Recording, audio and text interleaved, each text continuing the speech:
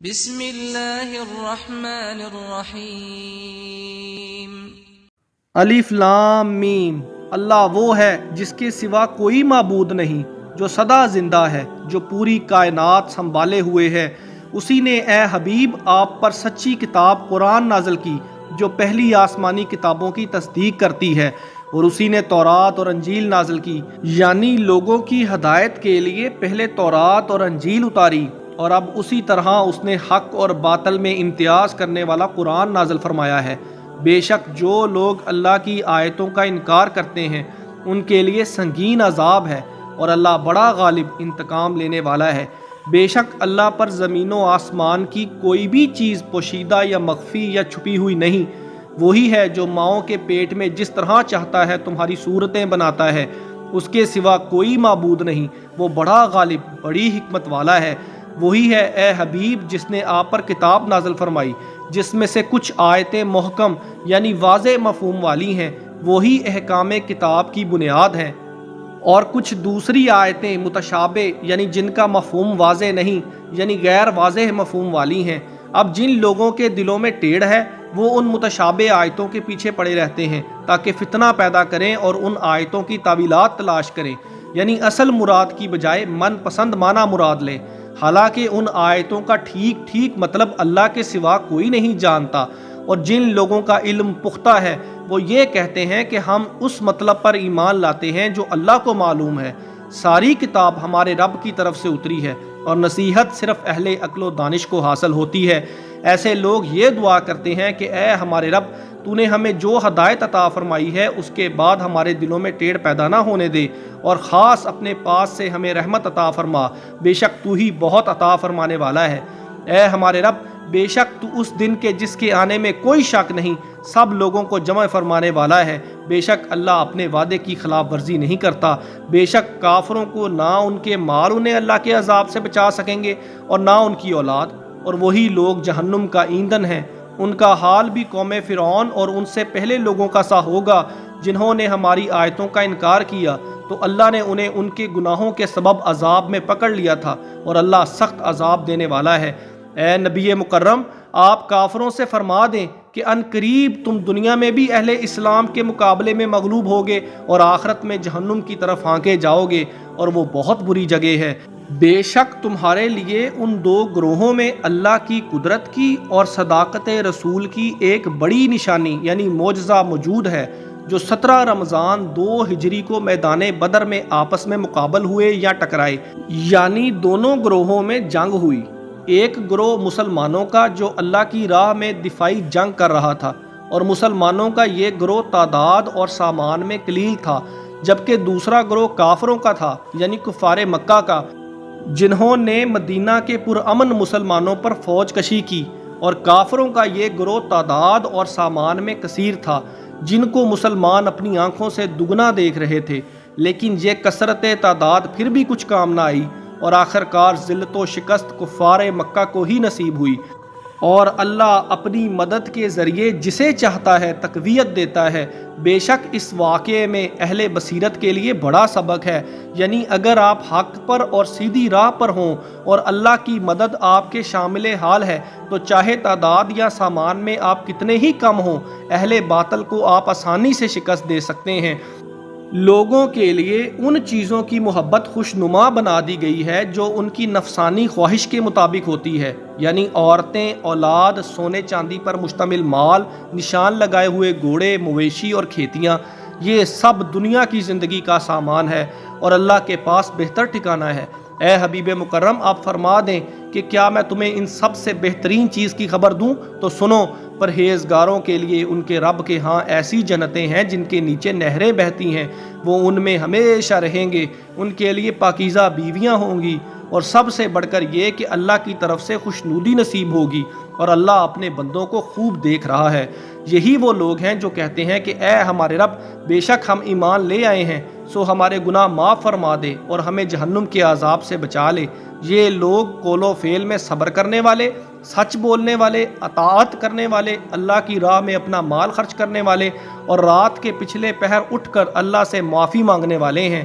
اللہ نے خود اس بات کی گواہی دی ہے اور فرشتوں اور اہل علم نے بھی کہ اس کے سوا کوئی معبود نہیں جس نے انصاف کے ساتھ کائنات کا انتظام سنبھالا ہوا ہے۔ اس کے سوا کوئی عبادت کے لائق نہیں جس کا اقتدار بھی کامل ہے، حکمت بھی کامل۔ بے شک دین اللہ کے نزدیک اسلام ہی ہے، اور اہل کتاب نے اپنی کتابوں میں حضور صلی اللہ علیہ وآلہ وسلم کی نبوت و رسالت کے دلائل جان لیے، اب صرف باہمی یعنی آپس میں حسد و عناد کے باعث نہیں مانتے۔ اور جو کوئی اللہ کی آیتوں کا انکار کرے تو بے شک اللہ بہت جلد حساب لینے والا ہے۔ اے محبوب مکرم، اگر پھر بھی اہل کتاب آپ سے اپنے دین کے حق ہونے پر جھگڑا کریں تو آپ فرما دیں کہ میں نے اور میرے پیروکاروں نے اپنا روئے نیاز اللہ کے حضور جھکا دیا ہے، اور آپ اہل کتاب اور جو کسی کتاب کے پڑھنے والے نہیں سے فرمائیں کہ کیا تم بھی اللہ کے حضور جھکتے ہو، یعنی اسلام قبول کرتے ہو؟ بس اگر انہوں نے اسلام کا اقرار کر لیا تو گویا ہدایت پا گئے، اور اگر اس سے منہ موڑا تو آپ کے ذمہ فقط حکم پہنچا دینا ہی ہے، اور اللہ بندوں کو خوب دیکھنے والا ہے۔ جو لوگ اللہ کی آیتوں کا انکار کرتے ہیں اور انبیاء کو ناحق قتل کرتے ہیں اور انصاف کا حکم دینے والوں کو قتل کرتے ہیں، سو آپ انہیں دردناک عذاب کی خبر سنا دیں۔ یہی وہ لوگ ہیں جن کے اعمال دنیا اور آخرت میں برباد ہو گئے اور ان کا کوئی مددگار نہیں ہوگا۔ یہودی کہتے تھے کہ زنا کی سزا رجم نہیں ہے، اور کہتے تھے کہ ہماری کتاب یعنی تورات میں تو صرف منہ کالا کرنا ہے۔ پھر کتاب منگوائی گئی تو اس میں رجم کا ذکر ملا۔ اس پر یہود ناراض ہوئے تو یہ آیت نازل ہوئی کہ کیا آپ نے ان علماء یہود کو نہیں دیکھا جنہیں کتاب تورات کے علم میں سے ایک حصہ دیا گیا؟ وہ کتاب الہی کی طرف بلائے جاتے ہیں تاکہ وہ کتاب ان کے درمیان تنازعات کا فیصلہ کر دے، تو پھر ان میں سے ایک طبقہ منہ پھیر لیتا ہے، اور وہ روح گردانی کرنے والے ہی ہیں۔ یہ روح گردانی کی جرت اس لیے کہ یہودی کہتے ہیں کہ ہمیں گنتی کے چند روز کے سوا جہنم کی آگ نہیں چھوئے گی، اور وہ اللہ پر جو بہتان باندھتے رہتے ہیں اس نے ان کو اپنے دین کے بارے میں دھوکے میں مبتلا کر دیا ہے۔ بھلا اس وقت ان کا کیا حال ہوگا جب ہم ان کو اس دن یعنی بروز قیامت جس کے آنے میں کوئی شک نہیں جمع کریں گے، اور جس جان نے جو کچھ بھی اعمال میں سے کمایا ہوگا اسے اس کا پورا پورا بدلہ دیا جائے گا، اور ان پر کوئی ظلم نہیں کیا جائے گا۔ اے حبیب مکرم، یوں عرض کیجئے کہ اے اللہ سلطنت کے مالک، تو جسے چاہے حکومت عطا فرما دے اور جسے چاہے حکومت چھین لے، اور تو جسے چاہے عزت دے اور جسے چاہے ذلت دے۔ ہر قسم کی بلائی تیرے قبضہ میں ہے، بے شک تو ہر چیز پر قادر ہے۔ تو ہی رات کو دن میں داخل کرتا ہے اور دن کو رات میں داخل کرتا ہے، اور تو ہی زندہ کو مردہ سے نکالتا ہے اور مردہ کو زندہ سے نکالتا ہے، اور جسے چاہتا ہے بے شمار رزق عطا فرماتا ہے۔ خبردار اہل ایمان کو چھوڑ کر کافروں کو دوست اور سرپرست نہ بنائیں، اور جو کوئی ایسا کرے گا اس کے لیے اللہ کی دوستی میں سے کچھ نہیں ہوگا۔ ہاں اگر ان کفار سے تمہیں تکلیف یا پریشانی کا اندیشہ ہو تو ظاہری طور پر دوستی کرنے میں کوئی حرج نہیں، مگر دل سے ان کو دشمن ہی جانو، اور اللہ تمہیں اپنی ذات کے غضب سے ڈراتا ہے اور اللہ ہی کی طرف لوٹ کر جانا ہے۔ اے محبوب مکرم، آپ فرما دیں کہ جو تمہارے سینوں میں ہے خواہ تم اسے چھپاؤ یا ظاہر کرو، اللہ اسے جانتا ہے، اور جو کچھ آسمانوں اور زمین میں ہے وہ خوب جانتا ہے، اور اللہ ہر چیز پر کامل قدرت رکھتا ہے۔ اس دن کو یاد کرو جب ہر شخص اس نیکی کو اپنے سامنے پائے گا جو اس نے کی ہوگی، اور برائی کو بھی اپنے سامنے پائے گا جو اس نے کی ہوگی، اور برائی کو دیکھ کر آرزو کرے گا کہ کاش اس کے اور اس کے برے اعمال کے درمیان بڑا فاصلہ ہوتا۔ اور اللہ تمہیں اپنی ذات کے غضب سے ڈراتا ہے، اور اللہ اپنے بندوں پر بڑا مہربان ہے۔ اے محبوب مکرم، میری محبت کے دعوے داروں سے فرما دیجئے کہ اگر تم اللہ سے سچی محبت رکھتے ہو تو میری پیروی کرو، اللہ بھی تم سے محبت کرے گا اور تمہارے گناہوں کو بخش دے گا، اور اللہ بڑا بخشنے والا مہربان ہے۔ اے حبیب، آپ فرما دیں کہ اللہ اور اس کے رسول کی اطاعت کرو، پھر اگر وہ روح گردانی کریں یعنی منہ موڑیں تو اللہ کافروں کو پسند نہیں کرتا۔ بے شک اللہ نے آدم کو اور نوح کو اور آل ابراہیم کو اور آل عمران کو سب جہان والوں پر بزرگی میں منتخب فرما لیا۔ یہ ایک ہی نسل ہے، ان میں سے بعض کی اولاد ہیں، اور اللہ خوب سننے والا خوب جاننے والا ہے۔ اور یاد کیجئے وہ وقت جب عمران کی بیوی نے دعا کی اور عرض کیا کہ اے میرے رب، جو بچہ میرے پیٹ میں ہے اسے میں دنیا کے دیگر کاموں اور ذمہ داریوں سے آزاد کر کے بیت المقدس کی جاروب کشی اور تیری عبادت کے لیے تیری بارگاہ میں نظر کرتی ہوں، تو میری نظر قبول فرما لے۔ بے شک تو بڑا سننے والا بڑا جاننے والا ہے۔ پھر جب ان سے لڑکی پیدا ہوئی تو حسرت سے عرض کرنے لگی کہ یا رب، میں نے تو یہ لڑکی جنی ہے، حالانکہ جو کچھ اس نے جنا تھا اللہ اسے خوب جانتا تھا۔ عمران کی بیوی بولی، اور جو لڑکا میں نے مانگا تھا ہرگز اس لڑکی جیسا نہیں ہو سکتا تھا جو اللہ نے عطا کی ہے، اور میں نے اس کا نام ہی مریم، جس کے معنی عبادت گزار کے ہیں، رکھ دیا ہے، اور بے شک میں اس کو اور اس کی اولاد کو شیطان مردود کے شر سے تیری پناہ میں دیتی ہوں۔ سو اس کے رب نے اس مریم کو اچھی قبولیت کے ساتھ قبول فرما لیا اور اسے اچھی پرورش کے ساتھ پروان چڑھایا، یعنی جناب زکریا کو اس کا سرپرست اور کفیل بنایا۔ جب بھی مریم کے خالو زکریا اس کے پاس عبادت گاہ میں داخل ہوتے تو وہ اس کے پاس انواع و اقسام کی کھانے کی چیزیں اور بے موسمی پھل موجود پاتے۔ تو انہوں نے پوچھا کہ اے مریم، یہ چیزیں تمہارے لیے کہاں سے آتی ہیں؟ وہ بولی کہ یہ رزق اللہ کے پاس سے آتا ہے، بے شک اللہ جسے چاہتا ہے بے حساب رزق عطا کرتا ہے۔